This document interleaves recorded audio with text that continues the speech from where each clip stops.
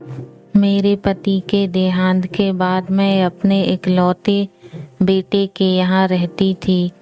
मेरी बहू का एक अलग ही रूप मुझे देखने को मिला, साथ ही बेटे का भी।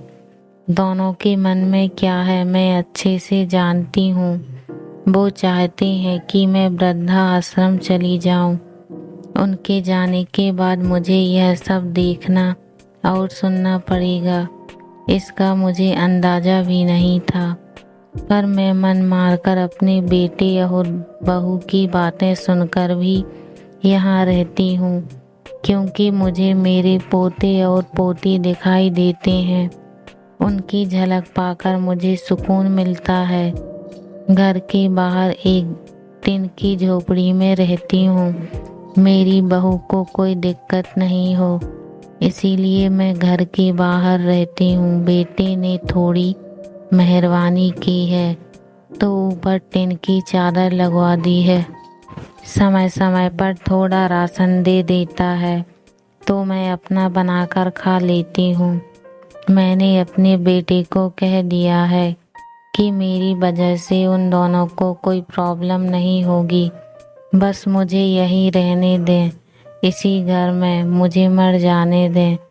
मैं बस यही चाहती हूँ। मैं अपने आप को खुशकिस्मत समझती हूँ कि मेरे बेटे और बहू कम से कम मेरे लिए इतना तो कर रहे हैं। मेरा बेटा सुबह 9 बजे नौकरी में जाता है और बच्चे भी उसी समय स्कूल जाते हैं। फिर शाम को 6 बजे मेरा बेटा वापस आता है। बच्चे 3 बजे आ जाते हैं।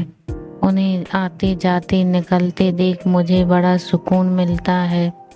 मेरे पति के दोस्त जब कई दिनों बाद आए, मेरे पति के दोस्त थे, उनकी पत्नी का भी स्वर्गवास हो गया है। उस समय पर वो हमारे घर पर आया करते थे। उनसे हमारे अच्छे रिश्ते थे।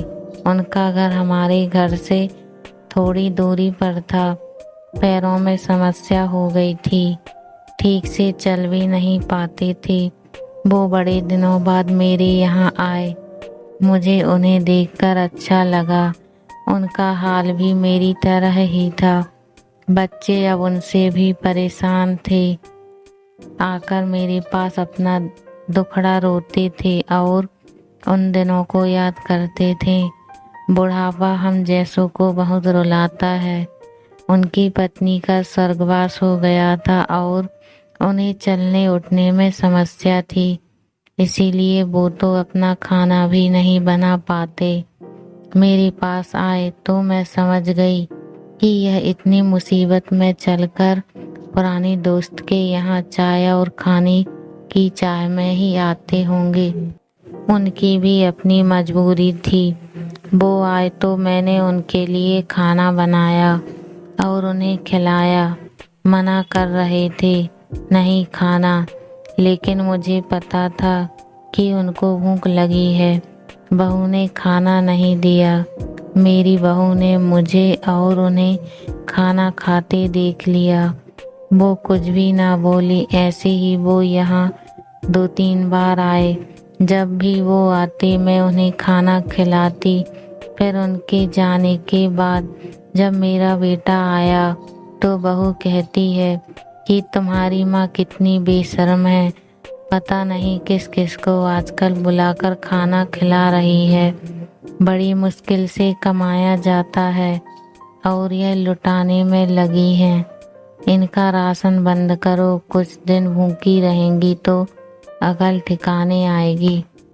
मैंने कहा कि मैं अपने हिस्से का उन्हें खिलाती हूँ। तुम्हारे पिता के पुराने मित्र हैं। फिर भी बहू का उल्टा सीधा बोलना शुरू रहा। घर के बाहर रहकर इनको आज़ादी मिल गई है, पता नहीं क्या क्या करती हैं। बेटा भी बोला कुछ दिन भूखा ही रहने दो इन्हें। मुझे मेरे बेटे ने घर के पीछे सीढ़ी के पास ले जाकर बिठा दिया। कहा कि अब यहीं बैठो। मेरे तो अब आंसू भी सूख गए थे।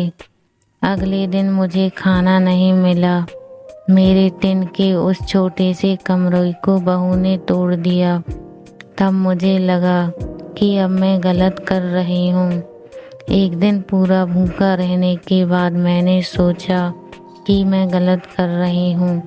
मुझे अब अपनी बेटी के यहाँ नहीं रहना चाहिए और शायद गलती भी मेरी ही है। मेरी ही परवरिश में कोई कमी रही है, तभी तो यह परिणाम आया। अगली सुबह मैंने अपने बेटे को कहा कि मुझे वृद्धाश्रम छोड़ा। अब मैं तुम दोनों को ज़्यादा परेशान नहीं करना चाहती। बहू ने कहा कि एक दिन भूखी रही तो अकल ठिकाने आ गई ना। बेटे के चेहरे पर भी अजीब सी खुशी थी। जल्दी से तैयार हो गया मुझे छोड़ने के लिए। बहू कह रही थी कि आज की छुट्टी ले लो, यही आसपास मत छोड़ आना, कहीं 3 दिन में वापस आ जाएं। मैंने अपनी बहू से कहा कि बेटी चिंता मत कर, मैं अब नहीं आऊंगी। मैंने अपने पोता पोती को गले लगाया। मुझे पता था कि अब मिलना नहीं हो पाएगा। बेटे को भी चाहती थी कि एक बार जी भर के गले लगा लूं, लेकिन वो बोला चलो जल्दी करो। मैंने बहू को कहा कि बेटी अपना ध्यान रखना, और मेरा बेटा मुझे छोड़ आया। वहाँ आकर मैंने देखा कि मेरी तरह कई हैं, थोड़े दिन उदास रहते हैं, फिर सच को स्वीकार कर लेते हैं। मैं अब यहाँ खुश हूँ, कुछ काम भी करती हूँ। मैं चाहती हूँ कि ऐसा कहूँ कि ऐसा किसी के साथ ना हो, लेकिन ऐसा कब किसके साथ हो जाए कोई बता नहीं सकता। लेकिन माँ बाप को ऐसे समय के लिए भी तैयार रहना चाहिए। बस बच्चों को पालकर बड़ा कर दो, उनसे कुछ उम्मीद मत रखो।